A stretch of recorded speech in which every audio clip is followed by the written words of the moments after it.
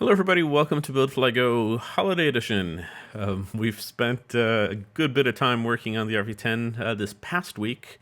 This was effectively the week of Christmas. I think this week ended Friday, and it was Christmas. So you're seeing me bleed the second pneumatics squeezer there. I was getting that set up. Didn't quite get it where I wanted, but we're making progress. The second one isn't leaking, so there's no problems there. And it squeezes. It's just not like I think it needs to be bled again, but we're working on it. Anyway, so these are more of the center fuselage ribs, floor ribs. The big ones I'm working on there are where the passenger feet, the rear occupants, if you will, feet go, sort of in between those ribs. And they're nice and primed. You probably saw in the previous week where I was working on getting them drilled and ready. And now I have all of these parts that are primed, and I'm riveting all sorts of things. This always feels like the best part of the airplane build to me is when I have these parts that are ready to go and they're nice and green and like they feel, I don't know, they just feel like airplane parts, and you rivet them and you start getting assemblies out of it. I don't know, like that's the best part for me. Probably for everybody, I guess. So anyway, I'm getting these ready, and I'm looking ahead a little bit to what are the next ribs, and those are the seat ribs that you can see there. They're the rear passenger seat ribs. So we put together that is the rear center spar carry through bulkhead, which is where the wings attach, and that's the back side of it, right? There's two of those. And then those ribs go where the feet go, and then behind that is that you see the big ribs are going to start going on the front there. The silver ones are the back. It's where you sit, and your feet go in the front where the green ones are.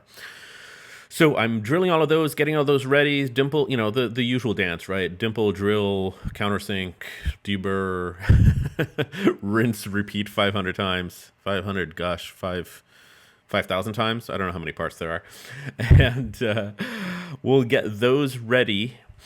And I've been pretty happy with the paint booth, so we're actually going to do, I think we do 2 rounds of priming this week, because we're making tons of progress. I should see how many hours I actually spent.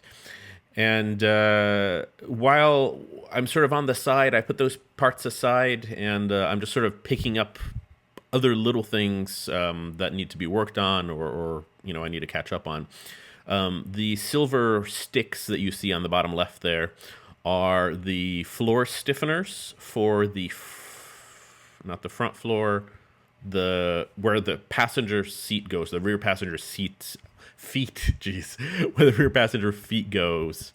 Those are floor stiffeners. So there's 2 layers. There's the bottom skin of the airplane. There's these stiffeners that go sort of front to back.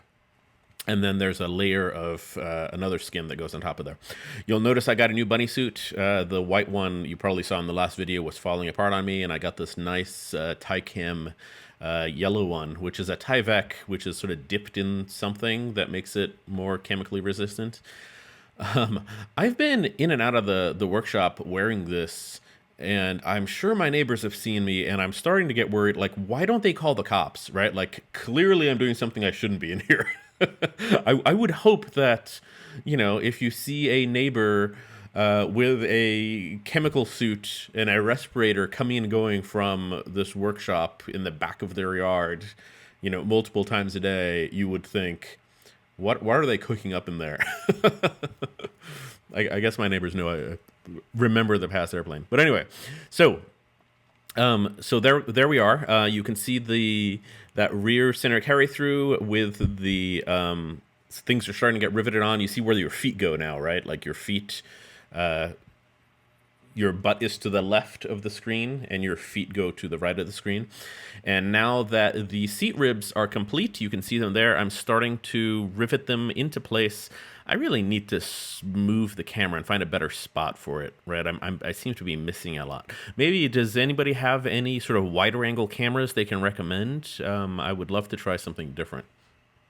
Anyway, so Mary wasn't available this past week. It was a pretty slow week at work. The 24th, I had the whole day off, so I'm doing all of this riveting by myself. I don't usually do riveting like this on my own because I don't know, it tends to be a little finicky, but it's totally doable, right? Like it's, I'm just lazy. So the new ribs that you're seeing there, those are the baggage compartment ribs. So your butt goes on those seat ribs there, and then the seat backs are on where those angled uprights are, and then the baggage compartment is back there, and the rear of the baggage compartment mates to the tail cone, which we worked on that came with the empennage. So things are really coming together here. This is starting to get massive, and I'm starting to have to think about where it's going to go while we wait for, while we work on the forward side of the fuselage, right? Remember, this is just the center fuselage. I still have the area that the pilot sits and his and her feet go, right? I mean, it's crazy. So this is the bottom skin for the center fuselage section. You know the drill here, right? I mean, you sort of put it together, put all the clecos in, match drill everything, match ream everything. I ream everything, move the clecos around, ream everything again.